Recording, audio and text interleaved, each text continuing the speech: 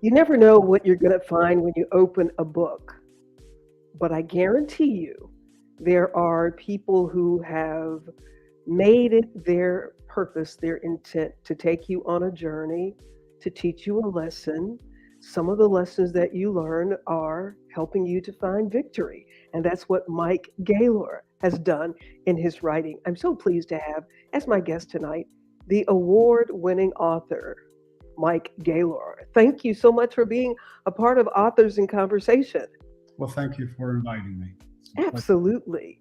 This is a series of interviews that we're doing as part of the Sunshine State Book Festival, which will take place January 27th and 28th in Gainesville, Florida, at Trinity United Methodist Church. These interviews are brought to you by At the Wellness Network and The Art of Forgiveness, the book that I will have there as part of the 150 authors that will be there. Mike, you have been writing, you said, for about a dozen years, your books that you have won awards. Well, first of all, just congratulations on the awards that you won with your books. Thank you very much. Thank you. How tedious was that for you? It takes me a long time to write. Uh, I prefer story writing rather than nonfiction, although I do nonfiction. But to develop characters and plots and subplots really does take me quite a long time. I'm not the best mapper. I'm not the best structure kind of author. I kind of let the story develop as it unfolds, and when you do that, you have to go back and correct things in the past. So I think I learned from the first book I wrote, and so it's quite a process. It took probably at least 3 years to write the first book. So, your first book, and you said you had to go back and redo some things. Oh, sure, yeah, and again, that comes from not creating the skeleton for the book before you begin.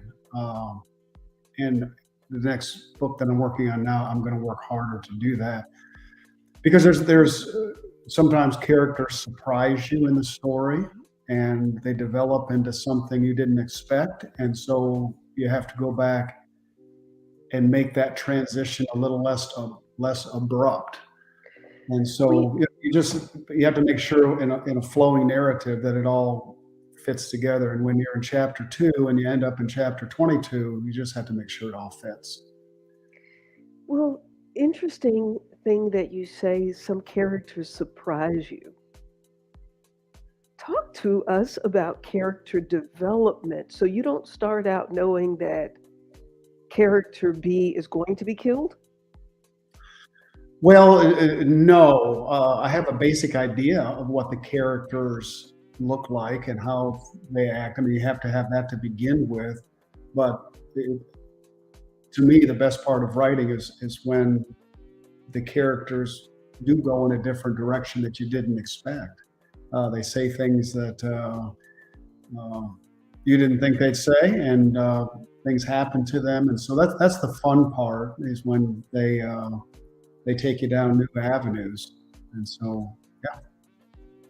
Well, that's also very interesting because I think that for people who don't write and feel like I really want to write, but I don't know what to write. Listening to a number of the authors that I've interviewed, and then including you now, saying that you start writing and the characters help you tell the story. Explain that some more. They do. For me, one of the things that comes easily for me is writing dialogue, and so I seem to know what the characters are going to say to one another. And so, like in the book The Seventh Trail, I'll give you an example. Bisbee Saxton is the main character. Merkel Miller, who is a baker in town, is his best friend. And throughout the book, they become close and closer and closer. And really, there comes a time where Merkel has to decide if he's going to stand behind Bisbee and follow the path he's going down.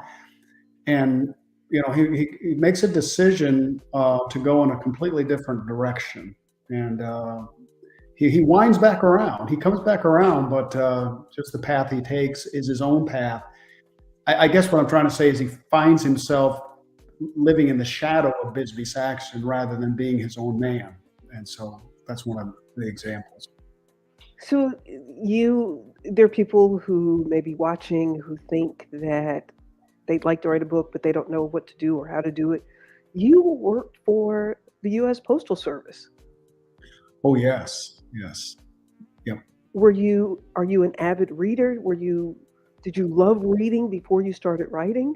Oh, yes. And I suppose it's my mother who influenced me greatly. I was not a great reader as a young man, and I wasn't a very good English student. In fact, I sent my webpage to my high school English teacher to encourage her because I wasn't much of an encouragement in her class.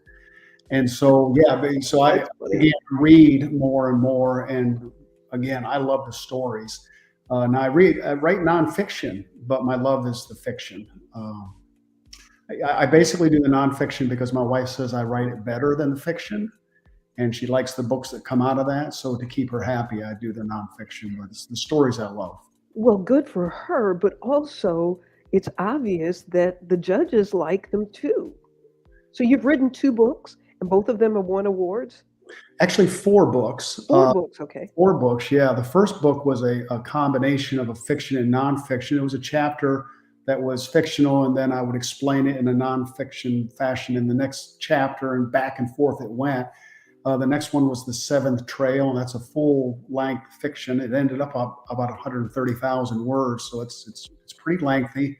I think the mistake I made in that book, looking back, Pamela, is too many characters, too many subplots, and I would do it differently next time. I'm writing a book called The Rise of Sathar, which is kind of a sequel to The Seventh Trail. And I found that I was going off the main storyline a little too much. The reader can only absorb so much, and if you have too many small subplots, they lose the main story. And so that's kind of what I learned in that book. But then the third one's The Man's Search for Cabadgery, a book called Man's Search for Cabadgery, and that's kind of a word that I made up. Yeah, I didn't want to ask. I didn't want to look Yeah. like I don't know. Yeah, Cabadgery. Well, tell us what cabadgery you is. will find it in a Google search. It's really a man's search for meaning. Viktor Frankl, if you're familiar with that book, great author, great book. But I take it to on a more of a spiritual level. That it's a book to help every man and woman, all humanity, understand the purpose we were created. Man's search for this place that I call cabadgery. And, I use that word, I coined that word because I wanted for people to ask the question, what is cabadgery?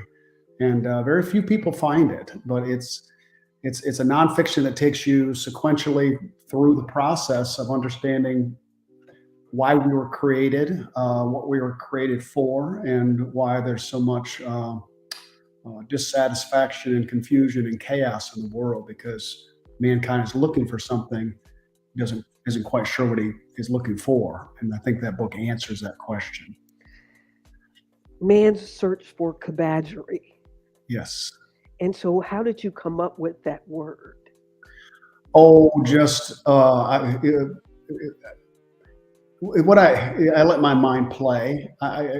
Sometimes for me, there are moments where I'm just sitting on the couch, I'm sitting in the bed, I'm just riding down the road out on the lawnmower, and a thought comes to me and a word comes to me. I'm presently writing a book about heaven's stage on earth. And so I was sitting on the couch with my wife a couple nights ago, and the thought came to me of a title, Heaven's Stage on 5th and Main. And so that'll be the title of the book. But I think those things just kind of pop up on my mind. And if I like them well enough, that's how it all ends into it. In this book, Man's Search for, what is the journey that you have us on in Search for Cabadgery? Okay, it all goes back to the Garden of Eden. It all goes back to our creation and the very first thing that God said after he created us, let us make man in our image, and let them have dominion. Let them have dominion. So really it's a book understanding what it means to have dominion. Mm. And the main point of the book isn't that we have dominion over creation, which is what we were created for. But before that could take place, God had to have dominion over us. And so that's where sin came in, and Adam and Eve rejected God's dominion over them. And therefore, the creation went wild, and mankind has been on a search. And mankind does not find peace and joy and happiness in a sense of what he was designed for until he allows the dominion of God over his life. It's the environment we were created for. Birds fly, fish swim. This is where they thrive, and we thrive understanding that. But it's a book that it is sequential. It takes chapter by chapter of what happened in that garden, our greatest enemy, and there's a lot of anecdotal stories in it, stories about my life, stories from the world at large, and a lot of scripture. There's one chapter fully given over to a trial in a courtroom, and it's I can only write non-fictional stuff so long, Pamela, until I get to a chapter. I've got to write something that looks like fiction and just have some fun with it. So that ended up being my wife's favorite chapter in the book, was the trial. And where did that come from? Well, it's again my imagination. So that story came from imagination. It was not based on a real event. No, it wasn't. There's a judge and there's a lawyer, and there's someone found or accused of a crime, and there are people up in the gallery that are rooting for them, and then there's others that are condemning him, and it's really a fun chapter, and again, very allegorical. You can really, in fact, their names kind of tell you where they are. You familiar with Pilgrim's Progress? I've heard, but not in details. No. Yeah, the author lived several hundred years ago, but it's about the main character is called Christian, and so he has throughout the Pilgrim's Progress. There's the swamp of despair. There's the mount. You can really tell what the author is telling you in the story, because it's life. And guess what? That's so funny, because I didn't even know what that's called. Yeah. But yeah. I have a chapter in my book. My book is The Art of Forgiveness. Mm-hmm. And in one of the chapters, I talk about being on the unforgiveness turnpike. Yes. And the justification exit. Yeah. And the blame shop is open 24 hours a day. Exactly. And we as authors, we can make that as clear as we want, or we can hide it a little bit where the person has to, give a little more thought train to understand it. But Pilgrim's Progress uses that direct approach. I'll have to pick that up.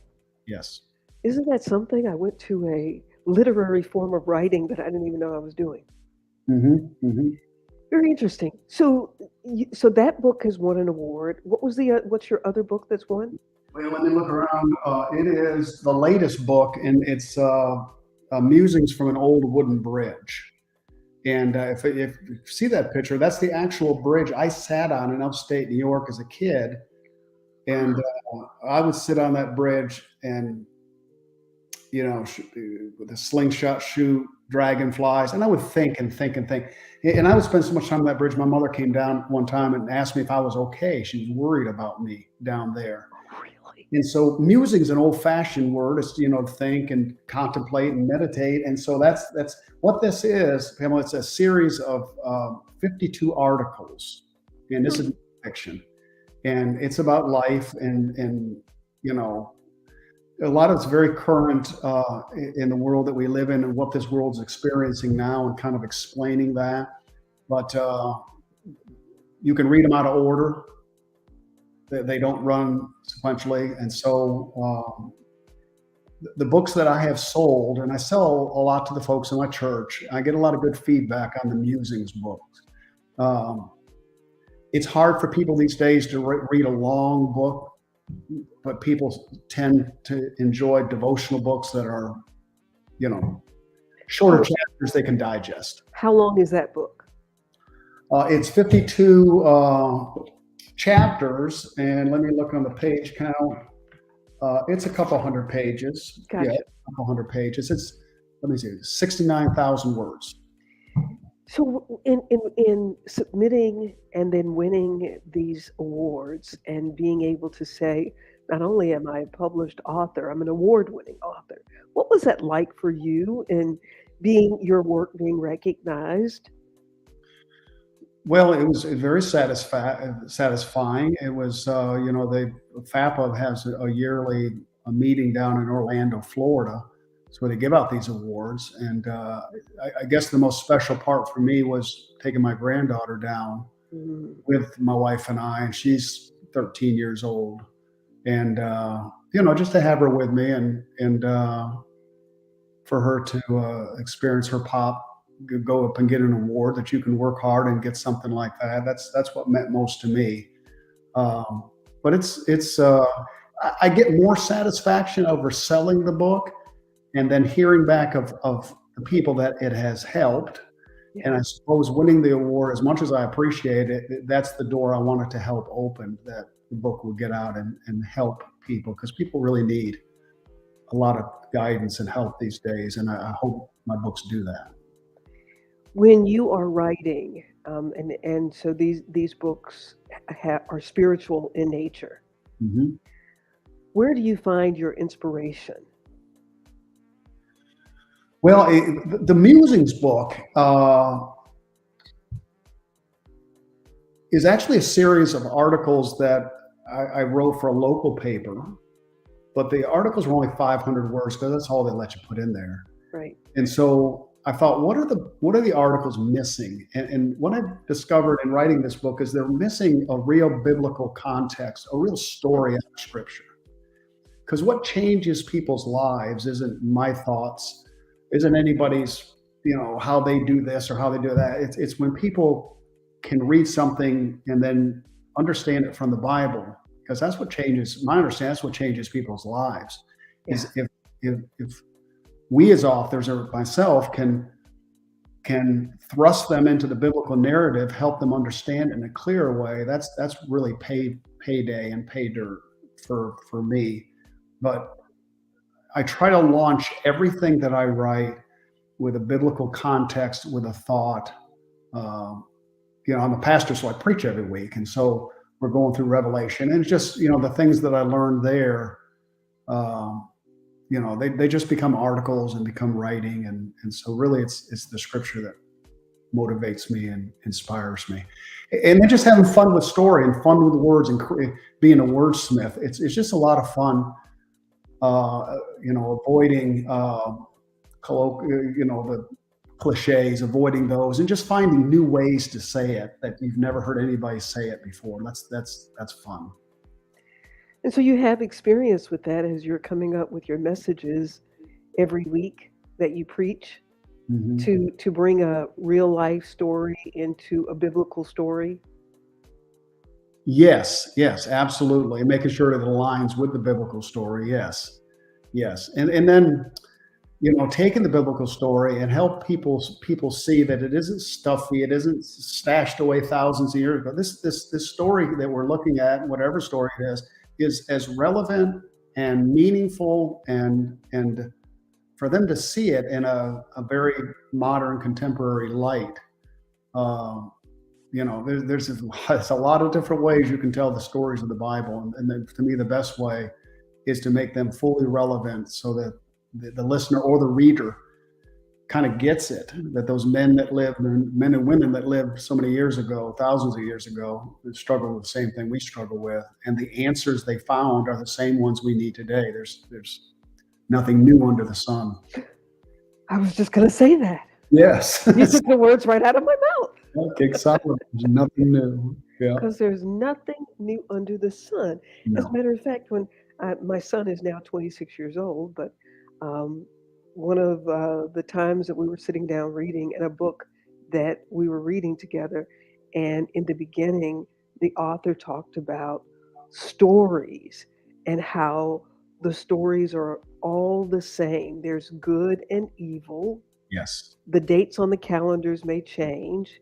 The Yes. clothing, the dress may change. It may be in this country or that country. It Mhm. may be on Earth and out of space, Yep. but the storyline is always the same. Isn't Yeah. that interesting? Yeah, the great redemption. I mean, you see it in all kinds of literature that has nothing to do with Christianity or the Bible at all. And yet the Yeah, themes of sin and redemption and the Calvary showing up at the end, those cowboy movies when I was a kid, it yeah. just all goes back to that theme that is indwelt in every human, the whole idea of a great redemption.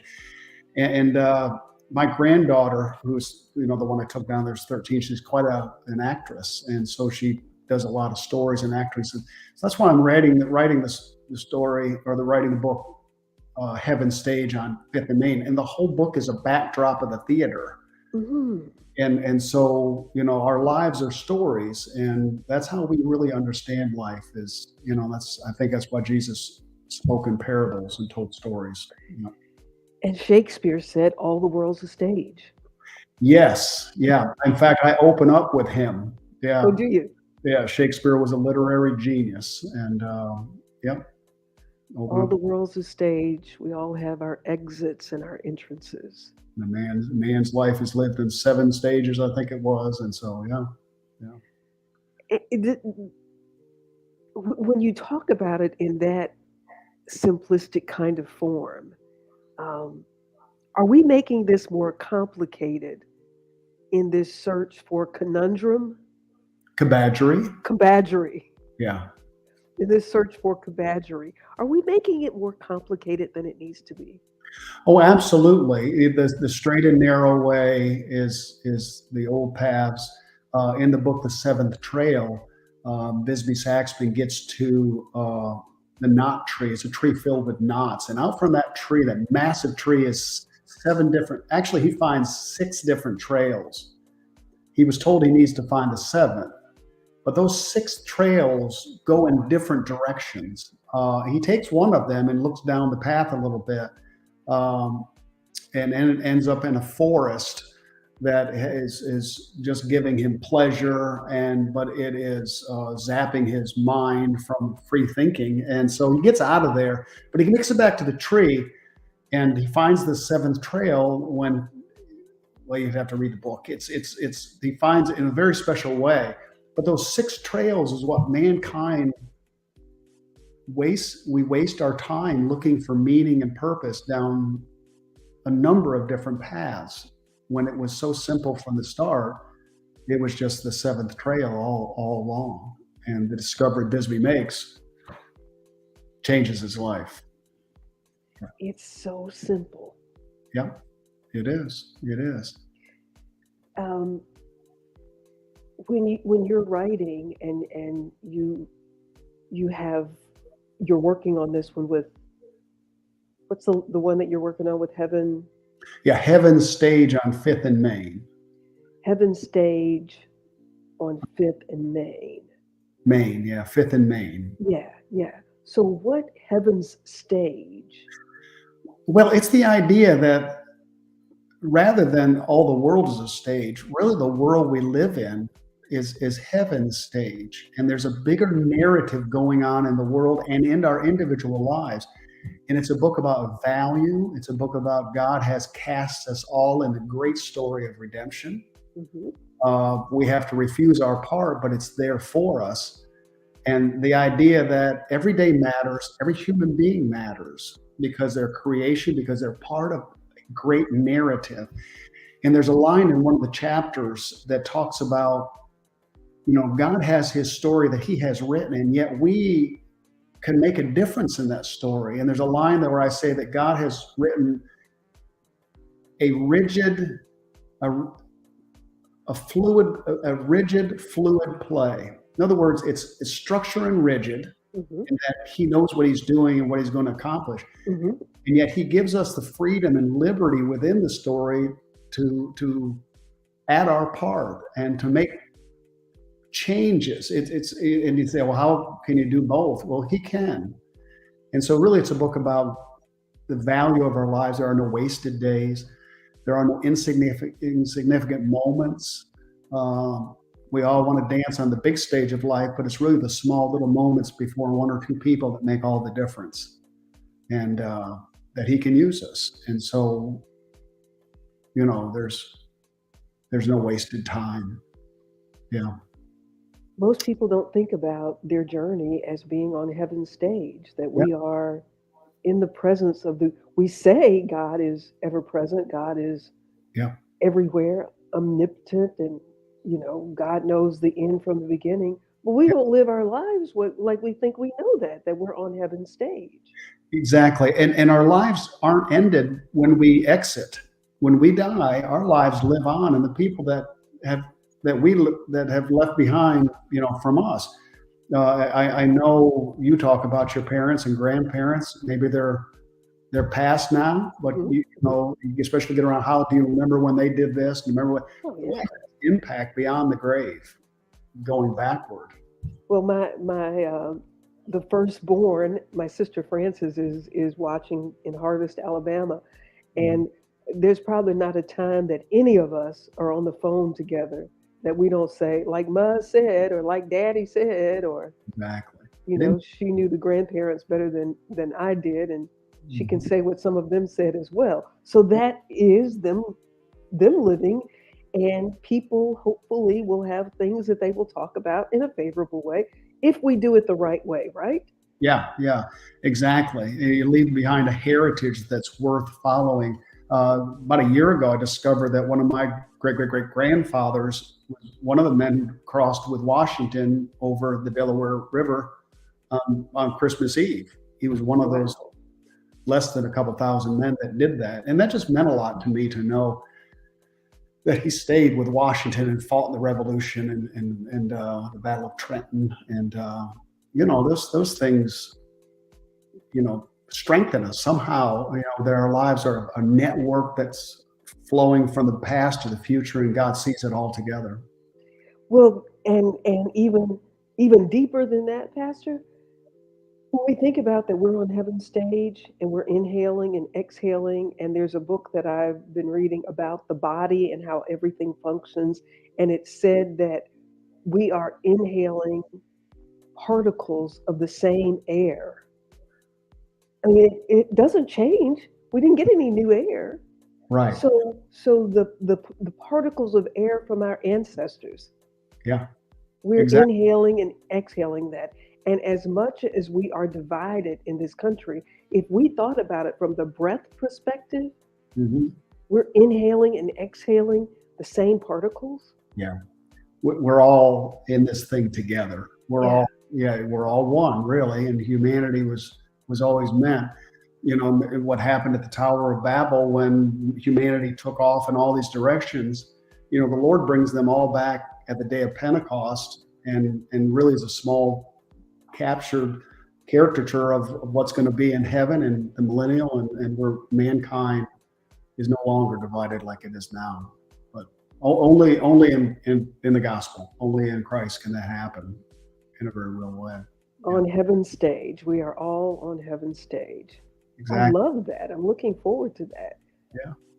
Award winning author, Pastor Mike Gaylor in northern Florida on the edge of Georgia. Mhm. What does it mean for you to be at book festivals? You say you like for people to buy the book and then hear stories of how the books impact their lives. What does it mean for you to be able to be there with the authors, with the other authors and writers Oh, and readers, rather? it's wonderful because as other authors do, we go a lot of different places. We go to things in town, festivals that are going on where people don't go to actually buy a book. You're hoping to meet them and talk to them a little bit and sell them on the thing. But at book festivals, people are there to buy books and to gain knowledge and to meet authors. And so, but to talk to other authors is just very encouraging because we get one another. We understand the struggles and we understand the world that we live in and where other people don't. But I love being a part of book festivals because it's people are there for that very purpose, and you know, helps you hone down your one-liners, your elevator speeches, and you kind of learn. Yeah, Yeah. yeah. Well, I am looking forward to meeting you in person January 28th, 27th, and 28th at the Sunshine State Book Festival in Gainesville, Florida. Pastor Gaylor, I thank you so much for joining us for this edition of Authors in Conversation. And again, congratulations to you on your awards. Well, thank you very much, Pamela, for having me. I look forward to meeting you also. Thank you. Thank you. And thank you to all of you who are watching. I hope that if you are in the Gainesville, Florida area, that you will meet us at the Sunshine State Book Festival on the 27th. It is a reception that's open to the public. And then on the 28th, free admission to come into the book festival to meet 150 authors from all over the country and all walks of life, all genres. It promises to be a fantastic event, and I do hope you can join us. Thank you very much for joining us. I hope that if you're watching on YouTube that you will like and subscribe on Facebook, like and share, and on LinkedIn.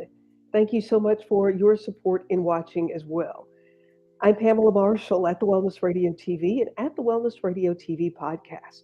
Remember, there is healing at the well. Make it a fantastic moment, and we'll see you next time.